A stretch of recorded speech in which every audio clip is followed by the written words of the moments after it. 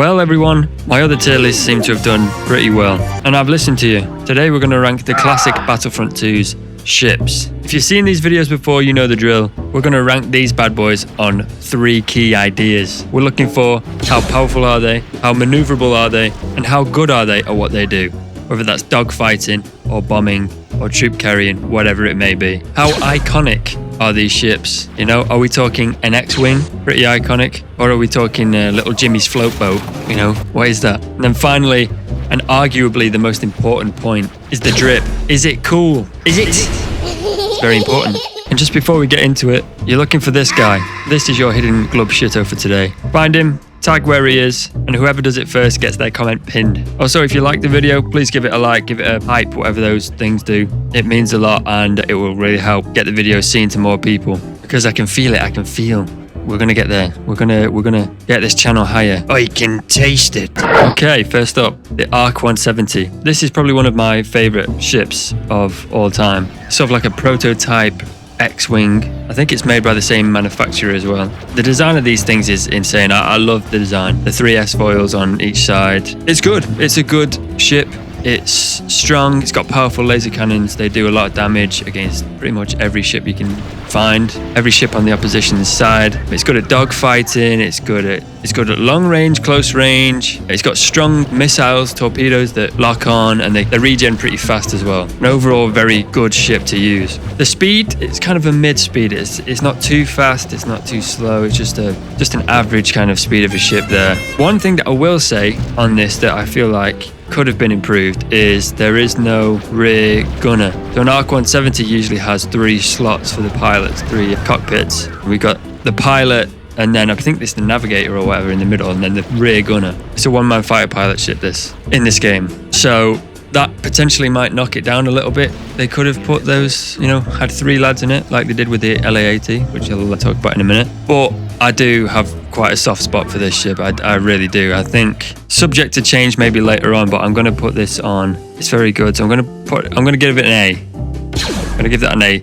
I can't start off the list with an S just yet. I don't think so. But we could potentially move that. Okay, the V-Wing. So this is quite interesting actually, because the V-Wing itself is quoted actually as the best choice for dogfights versus vulture droids. Now, in this game, they use this as a bomber, whereas it's actually designed to be sort of like an A-Wing, I think. Sort of like a quick, nimble interceptor type ship. And it's meant to be fast and agile and easily maneuverable. Yeah, on this game, it's slow. It's got a decent speed boost on it that you can activate, but it's quite slow. It's got some powerful main guns. It's like 2 beams that shoot out. They do a lot of damage. You can usually take out a ship in 2 to 3 hits. The bombs are obviously powerful. The bombs are universal across all the bombers in every faction. These little blue balls. They don't really make sense on this one because where are they coming from? It's kind of like an interceptor, like I said before. So where's the hole for the bomb coming out? But there you go. It does have like decent maneuverability for a bomber compared to some of the other ones, but it's not what it should be,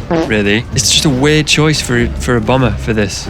I wonder why they went for a V-Wing. I presume at that time there was no like set bomber for the Republic in the films, At that point, you'd only have Attack of the Clones and Revenge of the Sith to look at. But yeah, just an odd choice. They could have gone into the expanded stuff like the Dark Horse comics, but they went for a V-Wing. The last point I'd probably say, the drip-wise, it looks cool. I've always thought that these ships were really cool looking. Very sleek design, sort of a cross between an A-Wing and a TIE fighter, really. I'm going to put this one I'm going to go for a B with this guy. I think that's where he belongs. If he was maybe the interceptor, then maybe he'd be up for an A, depending on what weapons he had, but as a bomber, it's kind of weird, so I'm just going to put that on a B. Okay, the Republic Starfighter, or aka the Jedi Starfighter. Now, this thing is quick, it's nimble, it's rapid, it's very, very fast. It's got responsive controls, Flying around with this thing is quite challenging. I mean, you might be screaming all the way across the battlefield, but you'll get there quickly. It's got rapid fire lasers that are somewhat hard to aim. There's potential to do some really good damage if you can consistently hit your enemy. You can probably wipe them out quite quickly, but you have to hit most of the shots to do that. I thought that the missiles on this thing were pretty crap. I don't think there's any tracking on them either. I think they just kind of like shoot out. Star Wise lore-wise, this ship has no shields.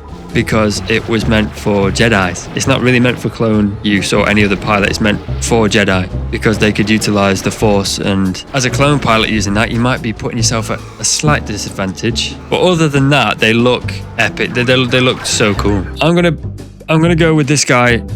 Probably, I don't know. He is quite hard to use, and he's very weak. Like very, very weak. I'm gonna go for a B. We'll put him on a B for now. What do I have to say about this? Is the LA-AT, friend of the channel. But on this game, there is little to no maneuverability in this. The turning circle of an absolute wagon. No maneuverability, no spin moves you can do in this ship, unfortunately. Just straight forward, just chugs on forward like an old horse. What I will say about this is the main guns are insanely powerful, like 1 to 2 shots on most things bar the enemy's transport. That's pretty insane. Strong lock on missiles. They've got a limited number that you can use. They've got like an ammunition count. Strong at locking on, do a lot of damage. Nothing much I could say about there. They're just very strong. You can carry troops on board, which is always cool. Great for boarding, obviously. That's what you're going to use this ship for. Flying into the hangar, getting out, blasting droids to bits, blasting all the life support systems to bits, the engines, whatever. And, you know, looks-wise, insane, really. Like, the LA-AT is one of the coolest Star Wars ships, full stop, period. He is slow, but you're going to expect him to be slow. It's a transport, you know. You know what? I don't care. S tier. Yeah, I'm sure you're going to love that. Okay, moving on to the CIS. We have the Vulture Droid. This is kind of your standard Starfighter type ship. I think it's slightly faster. I think it's faster than the Arc 170. A little bit more maneuverable. It's quite good just all round. Like fast fire rate on the cannons, powerful. The missiles are okay.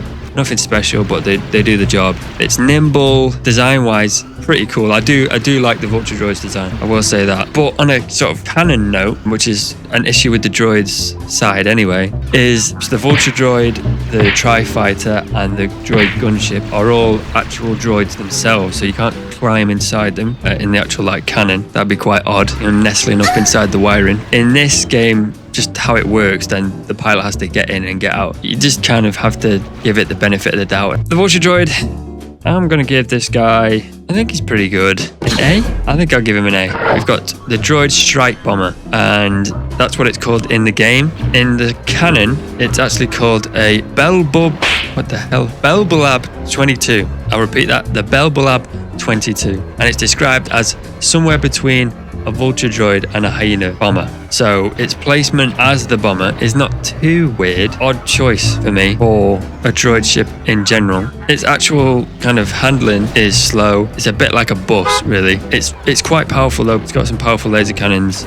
It's got the same bombs as all the rest of them, so I can't really give it points for that. I could potentially give it points for being the chosen ship of General Grievous, the soulless one. He's got one of these bad boys. He's racing striped down the middle of it and a spoiler on the back. But on this, as a bomber, it's a bit strange, but it sort of works in a way. In a stretch, it works. I'm not too arsed about the design on this one. I'm just gonna, I don't know what to, I don't know. We're gonna give it, it's not amazing. I'm gonna give it a C.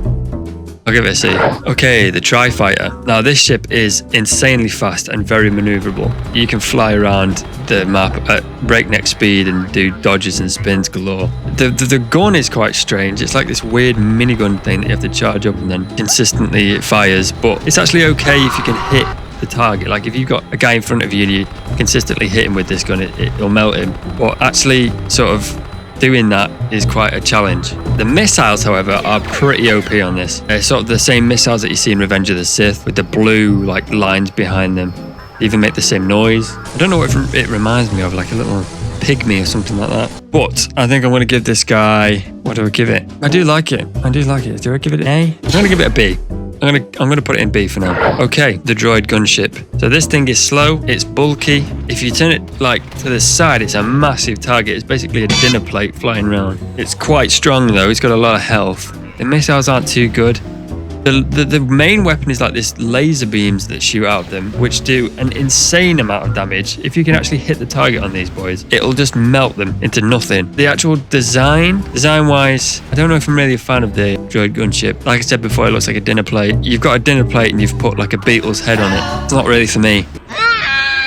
I'm gonna give him what do we do? I feel bad giving any of these like a D because they're all usable. I'm going to give him a C. That's fine. I'm okay with that. Keep that there. Okay, the Empire and the TIE Fighter. We all know what this is. It's an iconic design. It's quick. It's not super fast, but it is quick. The main guns on it are quite weak, I found. They don't do that much damage and sort of hard to aim. I relied more upon the torpedoes, the missiles, for doing my damage when I was flying around as this guy. I just think the ship overall on this game is kind of mid. I don't think it's that great, but it does the job. TIE Fighters are cool looking. They do the sound, I can't even do it. What was that? No. I'm going to give this guy, I think he's a C. Put him in C. Okay, the TIE Bomber, again, iconic design, and it works with those little blue balls, right? The bombs. I think that this is the one that works the best with it because you've got the bomb pod on the side that you can open the hatch and just drop them in. So it works with this in my brain. To fly this thing, it feels heavy.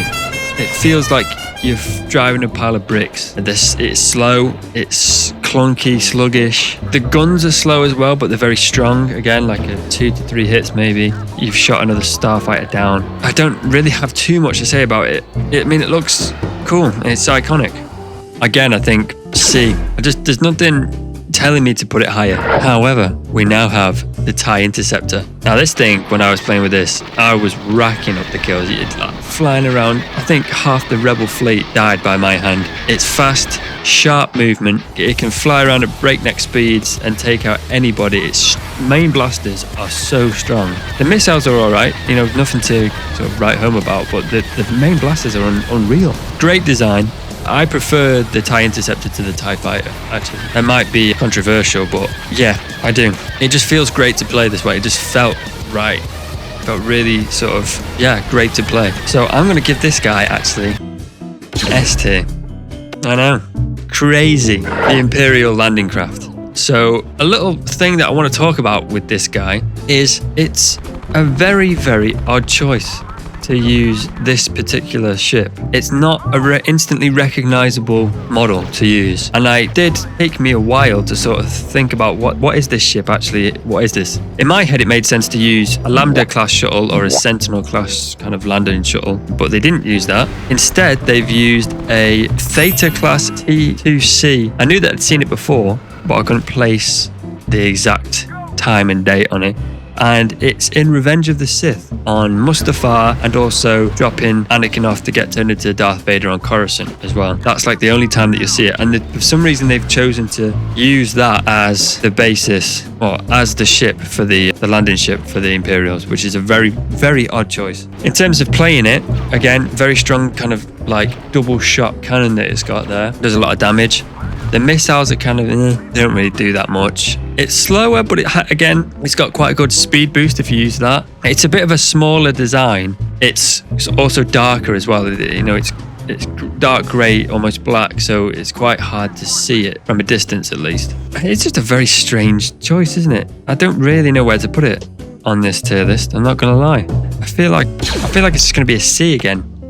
I felt like D, but it's not terrible. Yeah, I'll just keep it, there. Okay, the Rebellion. The absolute classic here. We've got the X-Wing. What do I have to say about this ship? It's a great design. It's my favourite design of any ship in the original trilogy. I do love the X-Wing design. I don't know how you can't love the X-Wing design. In the game, it's sort of like average. It's average speed, average handling, average weapons, like the laser cannons, the main quad laser cannons, they're okay. They're all right. The missiles are all right as well. It's just like okay. I literally put in my notes here, just okay. The only thing that holds this up is it being an X-Wing. So I feel like I'm just going to put this in B. Okay, the Y-Wing, again, super, super iconic. It's slow, I will say that again, but it's a bomber, and it makes sense being a bomber, obviously. It's got this cool sort of like two-man system that you can do in it as well, because it's got the two cockpits there, a pilot and then a rear gunner. That's pretty cool, pretty unique. Again, I think it's got the same weapons as another one of the bombers. They do good damage. They're very good at what they do, going over the frigates and just blowing them to pieces, and all the kind of areas in the ship that need blowing up. Again, does its job. Design wise, so Y-Wing it's cool. I think I haven't put any bombers up here, so I think just to be fair, I'm going to put that on A.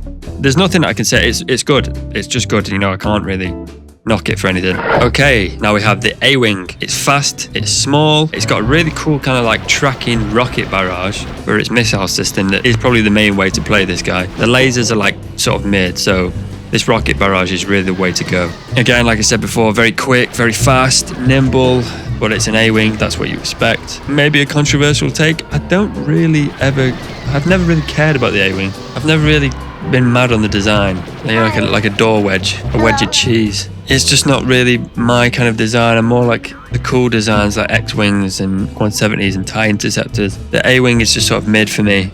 So I feel like that actually might be where I put it. I might just give it a B. And then you might think, wait, where's the landing shuttle for the Rebels? They just use an LA-80 for some reason. I mean, I know they use a lot of old Clone Wars stuff in canon, but I don't know. I feel like there's other options that they could have used for a Rebel dropship rather than an LA-80. I don't know, but that's what they use. So I can't really rate that anywhere else. Okay, let's review this list before we finalize this here. So we've got the LA-80 and the Interceptor on S.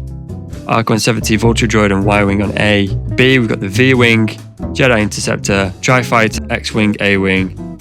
C, we have the Strike Bomber, or the, whatever it was called, the Beelzebub T-25 or something. Droid Gunship, TIE Fighter, TIE Bomber, and then the landing craft. Let me think if I'm happy with this. Right, I'm going to be controversial. I'm going to move this down to a D. I've decided that it's not Imperial. It's Republic. It's very end of Republic stuff. They literally could have chosen a lander shuttle or a Sentinel shuttle or any other shuttles that the Empire uses. This is a really weird pick for it, so I feel like I needed a D. Never saying that again. So I'm going to put that one a D. Okay, and that's my list. So I'm sure you'll all agree with me, like on the other 3 tier lists that I've done. Everybody agrees with me. Everybody agrees with me. No one has ever disagreed with me on the Star Wars Battlefront 2 tier list. I've ordered the ships. Really, no one's ever done that before. Let me know. If you like the video, please like the video and give it a hype. Comment down below if you agree or disagree. Thank you for watching. I will see you in the next one. Goodbye.